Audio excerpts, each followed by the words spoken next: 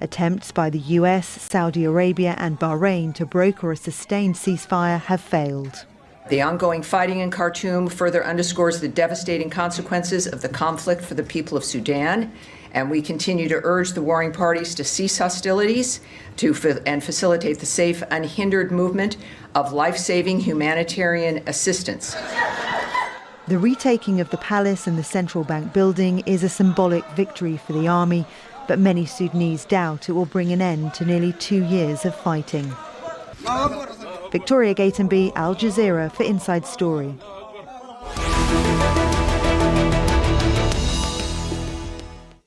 Well, let's bring our guests into the show then. From Cairo, we're joined by Dalia Abdelmonem, a political commentator from Khartoum, who was living in the Sudanese capital. Pulling their forces out of the town of Walikale. The Rwandan-backed rebel group has made significant territorial gains in the last few weeks, seizing the mining hub in North Kivu province on Wednesday.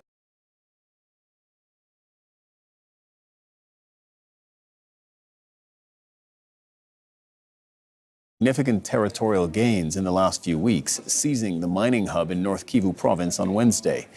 The group now says that they're withdrawing in support of peace initiatives. It comes days after the Congolese and Rwandan presidents held direct talks in Doha. M23 regularly reposition fighters in advance of offensives. To Niger now, where at least 44 people have been killed in the region of Tillaberi. 13 others were injured in the attacks near the capital Niamey on Friday. Niger's government has blamed an ISIL-linked armed group and declared 3 days of mourning. This follows neighboring Nigeria's operation against the same group that targeted a gold mining site, killing 45 people. Peruvians have gathered in the capital Lima to protest against a rise in violent crime. Earlier this week, the lead singer of a popular folk band was killed, fueling widespread public anger. The government has declared a state of emergency, and Congress has voted to remove the interior minister. Mariana Sanchez has more from Lima. Thousands of outraged Peruvians marched in the center of the capital, demanding security amid a surge of violent crime. The murder of one of the country's most popular singers sparked this week's anger. Paul Flores died when the bus his band was traveling in came under attack. Every day we wake up to more deaths. Our Peru is crumbling. What future awaits for our children and grandchildren?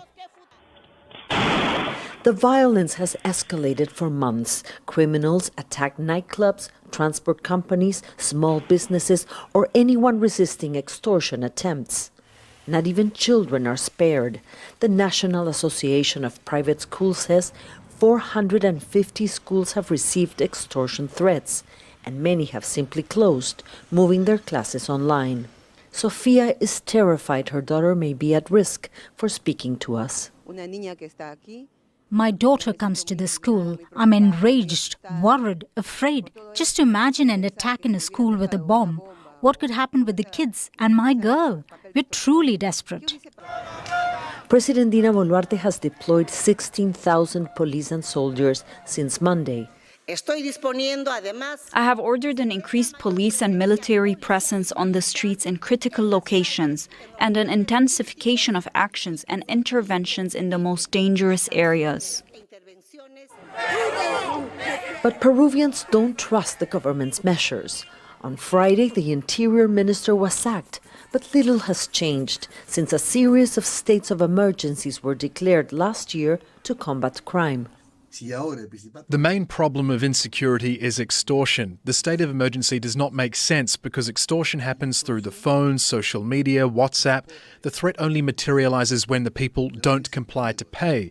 So then the motorcycle and the explosives appear by surprise. Clearly, the state of emergency is useless. Nearly 500 extortion victims have been murdered this year. Peruvians say they live in fear because police are never there when they're needed most. Mariana Sanchez, Al Jazeera, Lima. Voice of America employees and their unions are suing the Trump administration after its shutdown of the news organization. They argue that the government violated their First Amendment right to journalistic freedom. The lawsuit says more than 1,300 workers were unlawfully placed on leave or fired. Operations at London Heathrow are returning to normal after a fire nearby shut down one of the world's busiest airports. Officials say scheduled flights have now resumed and the airport is fully operational, but the impact of Friday's disruption is expected to be felt for several days. Airlines have been scrambling to move tens of thousands of passengers. Major rallies have been held in South Korea's capital ahead of a court ruling on the impeachment of President Yoon Suk-yeol. Rival demonstrations have grown while the Constitutional Court deliberates whether Yoon's short-lived declaration of martial law should result in his removal from office. Jack Barton reports from Seoul. Supporters of South Korean President Yoon Suk-yeol demonstrating in downtown Seoul. They want the Constitutional Court to dismiss his impeachment case, which stems from his declaration of martial law. ¿Cómo es eso de que hay latinos ganando en dólares, invirtiendo en la bolsa? It's upheld. We are fully prepared to lay down our lives to defend this country. On the other side of riot police barricades, a rival protest by some of the roughly 58% of South Koreans, according to one poll, who want Yoon impeached. The Constitutional Court's deliberations on Yoon's impeachment are the longest in its history, leading to a sense of unease among these demonstrators that when the ruling finally comes, President Yoon may have his powers reinstated. If the decision is to dismiss or reject the case, to put it simply, we can say that the Constitution collapsed. The rival demonstrations reflect deep political divisions in South Korea, which have grown as the nation awaits the outcome of perhaps the most important constitutional case in recent years. 14,000 riot police are expected to protect the court and surrounding areas when the ruling is delivered. A date hasn't been set yet. President Yoon faces a separate criminal trial on allegations of insurrection, a charge that carries a potential death sentence or life in prison. That trial could last for years, as could mass rallies like these. Jack Barton, Al Jazeera, Seoul. The lights on Australia's famous Sydney Opera House have gone dark for a good cause. They were turned off on Saturday night to mark Earth Hour. The annual event aims to raise awareness of climate change and show support for conserving the environment. The Sydney Harbour Bridge also went dark to mark the occasion for a good cause.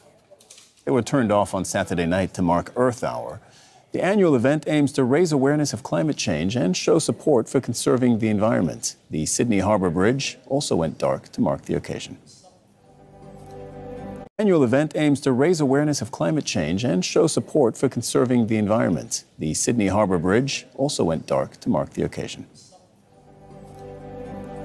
And that's it from me, Cyril Vanier. The news continues here on Al Jazeera after People and Power. Do stay with us.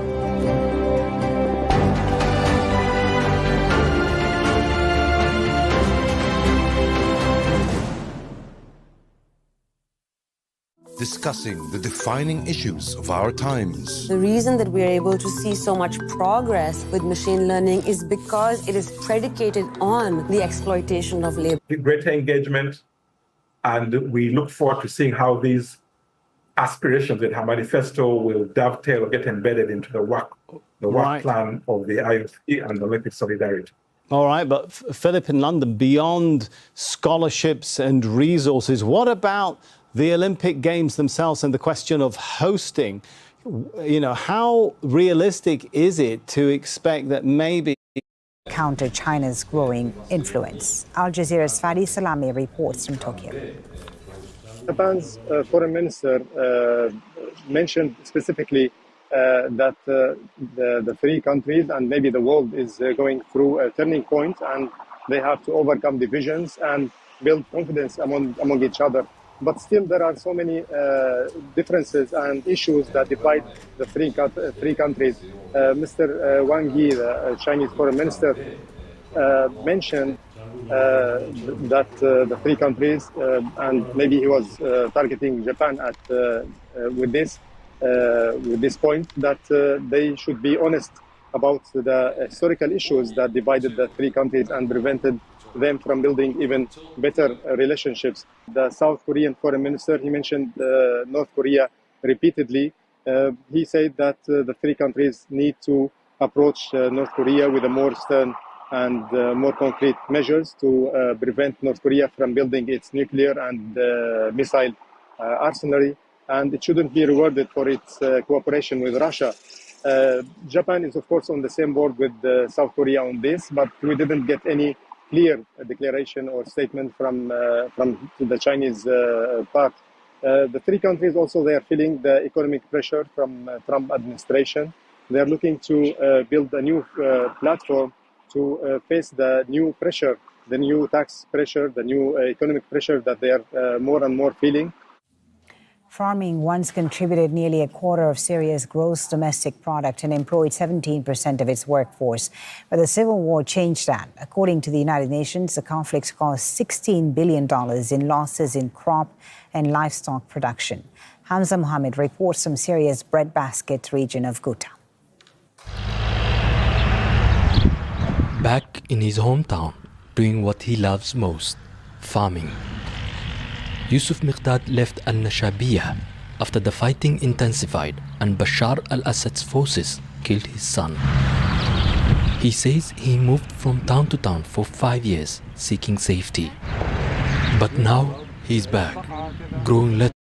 Displaced people suffering, they're facing famine. Dalia, do these latest army gains change the game, the lay of the land for aid groups which are trying? Particular issue. It's by no means a... And my soul. His death is a huge loss. A few weeks before he was killed, Durham posted a message online saying, "Art is my soul, and my soul will not die." Durham's brother says he was always smiling. His whole life was art. He loved children and was working on a project to have a real cinema. Durham used to joke that he was related to Vincent van Gogh, as he too lived as a struggling artist. Appreciation for the Dutch master's paintings increased after his death, while family members say that pain will never go away. They hope that now Durham's art will receive the recognition it deserves. معاذ الكحلوت, الجزيرة, الشجاعية neighborhood, Palestine.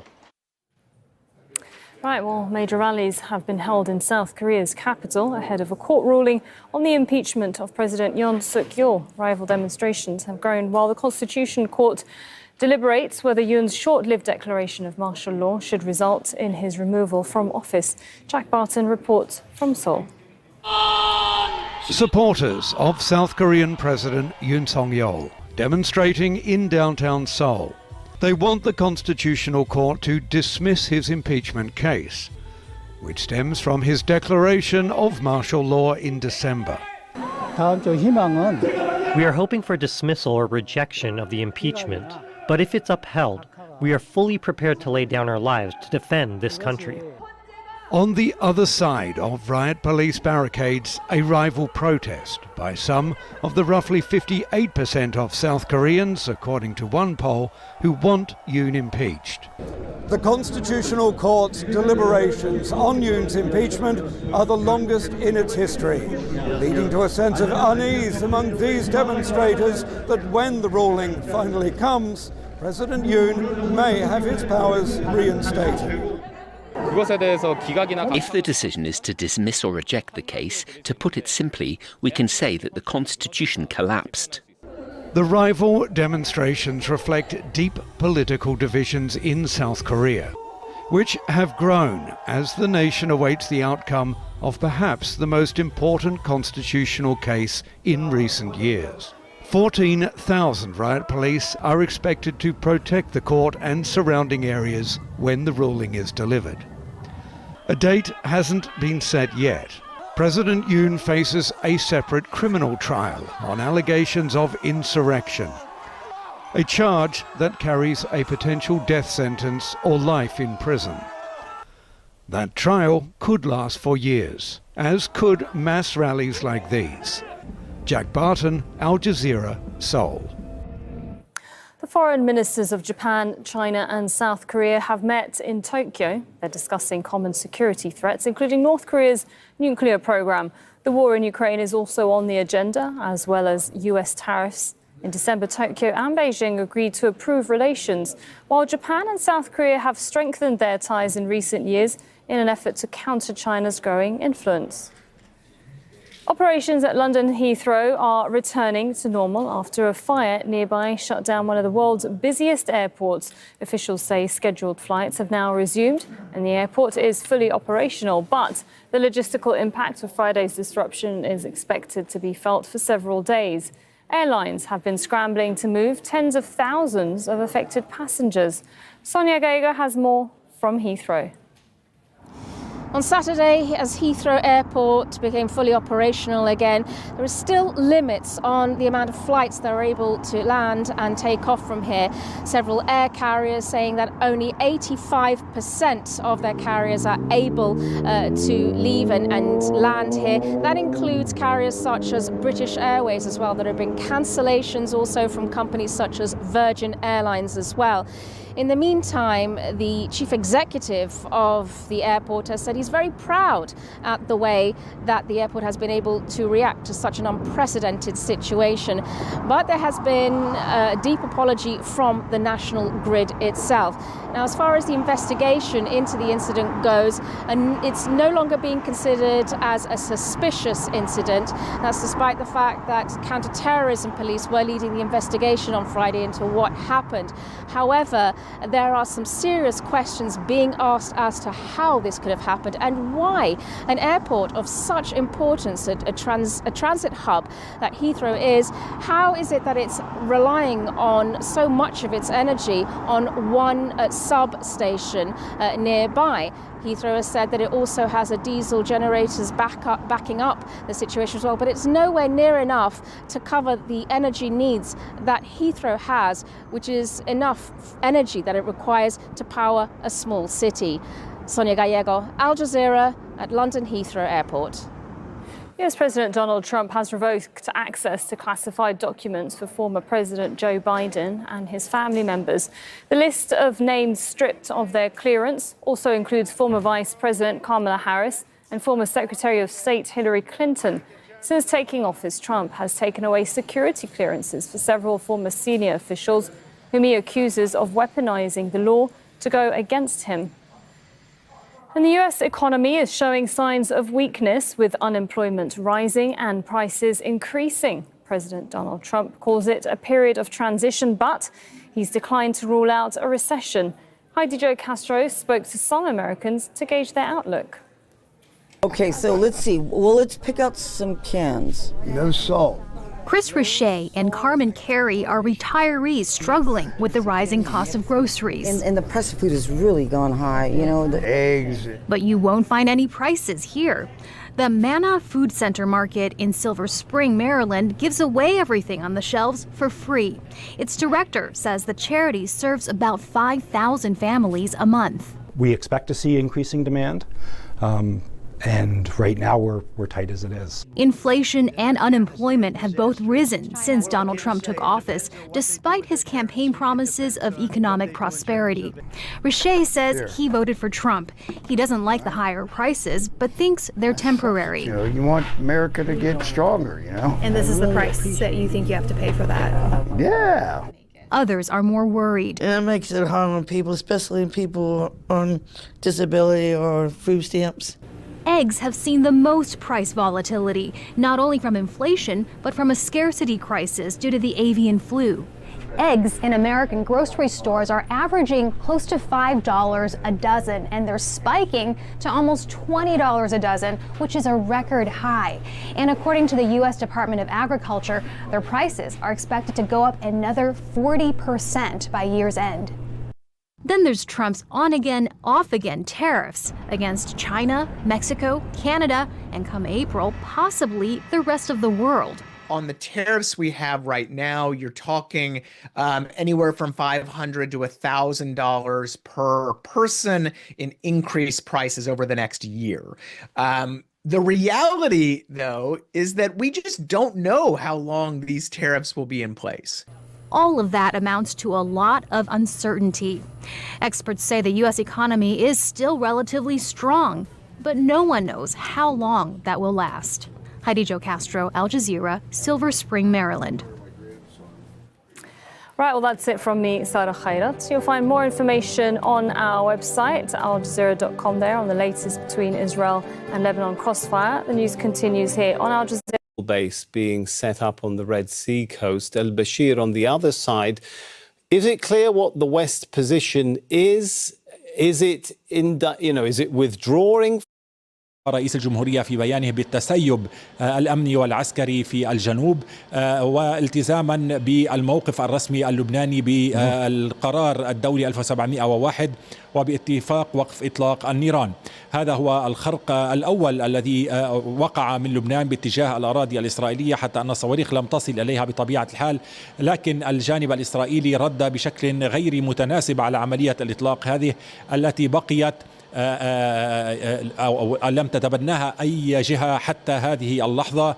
واعتبر الجيش اللبناني بأنه يقوم بالتحقيقات لكشف ملابسات وهوية من أطلقوا هذه الصواريخ، ولذلك فإن القوات الإسرائيلية واصلت العمليات القصف الجوي هذه الليلة بعد قصف جوي خلال فترة الظهر وقصف مدفعي كان بدأ صباحا على مناطق مختلفة من جنوب لبنان. إيهاب العقدي يبقى معي، سأعود إليك بعد قليل. فاطمة، أعود إليك. كنت قد سألتك على موضوع التطبيع الذي لا يزال مطروحا على الطاولة.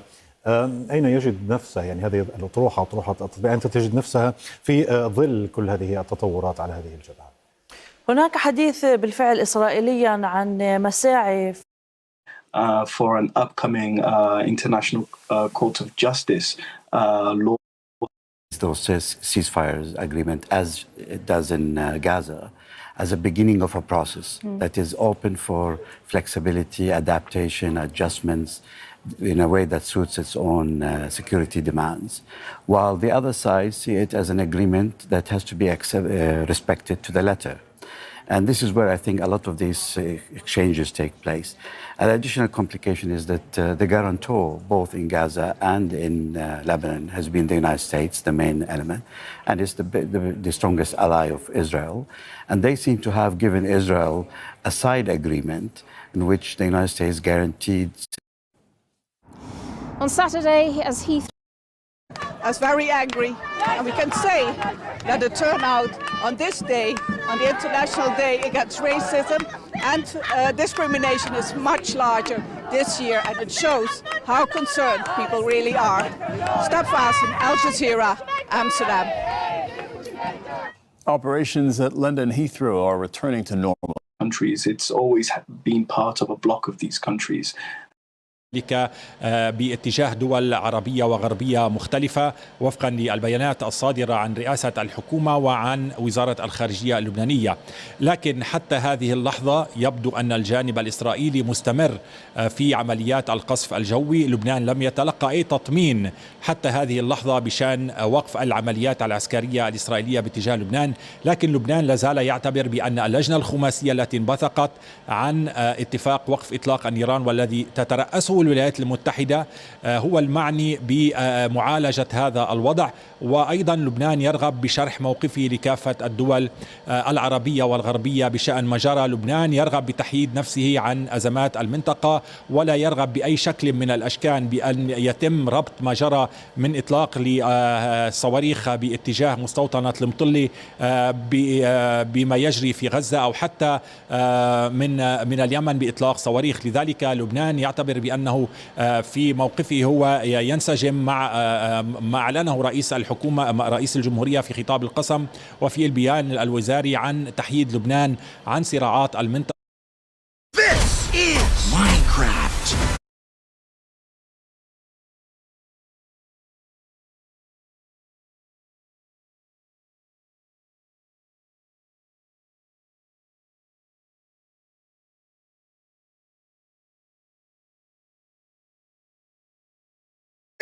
is Minecraft. Una película de Minecraft.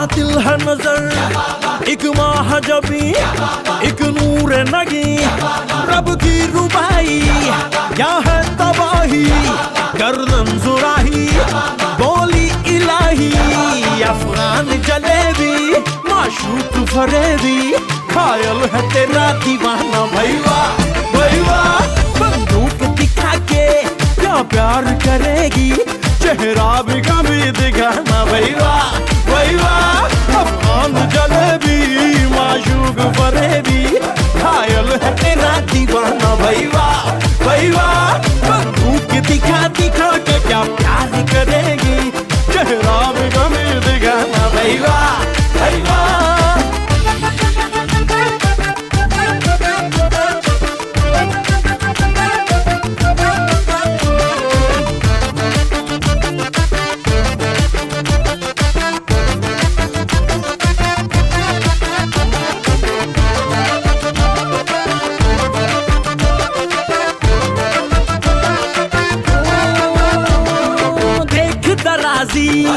बंदा नमाजी खेल के बाजी खाम खा अब ठहरा न किसी काम का वीर का कोई शेर सुना के घूट लगा के जाम का मेरा खान महज नाम का ओ लख्ते जिगर ओ नूर नजर एक तीर है तू मैं चाहत जिगर बंदों से नहीं तो अल्लाह से डरेगी वादा तो कभी निभाना भैया भैया बंदूक दिखा दिखा के क्या प्यार करेगी चेहरा भी कभी दिखाना भैया भैया भैया भाई आजादी के पास तेरी चुगली करूंगा मैं तेरी चुगली करूंगा हाँ तेरी चुगली करूंगा अंगूठी में कैद तेरी उंगली करूंगा मैं तेरी चुगली करूंगा हाँ तेरी चुगली करूंगा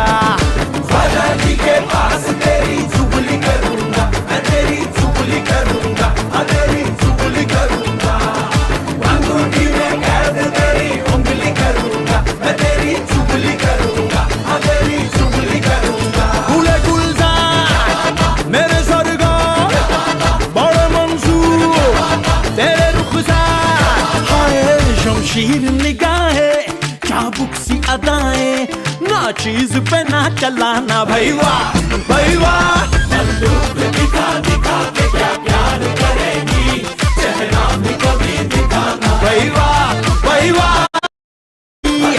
शेर सुना के घूट लगा के जाम का मेरा खान महज नाम का ओ लख्ते जिगर ओ नूर नजर एक तीर है तू मैं चाहत जिगर बंदों से नहीं तो अल्लाह से डरेगी मकतूल जिगर कातिल है नजर एक महाजबी एक नूर नगी रब की रुबाई क्या है तबाही गर्दन जुराही बोली इलाही अफगान जलेबी माशूक फरेबी खायल है तेरा दीवाना भैया भैया बंदूक दिखा के क्या प्यार करेगी चेहरा भी कभी दिखाना भैया भैया अफगान जलेबी माशूक फरेबी खायल है तेरा दीवाना भैया भैया बंदूक दिखा दिखा के क्या प्यार करेगी चेहरा भी कभी दिखाना भैया भैया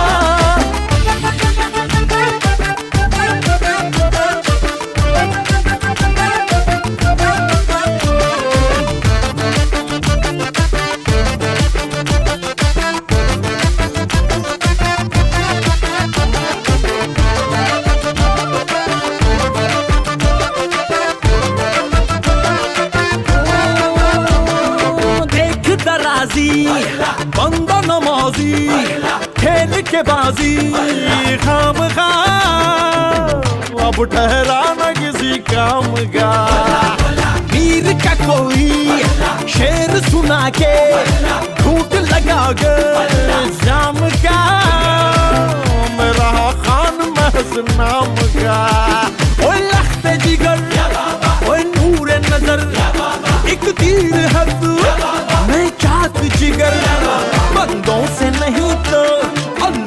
करेगी वादा तो कभी निभाना भाई वाह भाई वाह बंदूक दिखा दिखा के क्या प्यार करेगी चेहरा भी कभी दिखाना भाई वाह भाई वाह भाई वाह भाई खाजा जी के पास तेरी चुगली करूंगा मैं तेरी चुगली करूंगा हाँ तेरी चुगली करूंगा अंगूठी में कैद तेरी उंगली करूंगा मैं तेरी चुगली करूंगा हाँ तेरी चुगली करूंगा ख्वाजा जी के पास तेरी चुगली करूंगा मैं तेरी चुगली करूंगा हाँ तेरी चुगली करूंगा अंगूठी में कैद तेरी उंगली करूंगा मैं तेरी चुगली करूंगा हाँ तेरी चुगली करूंगा गुले गुलजार मेरे सरगार बड़े मंसूर तेरे रुखसार El dolor de estómago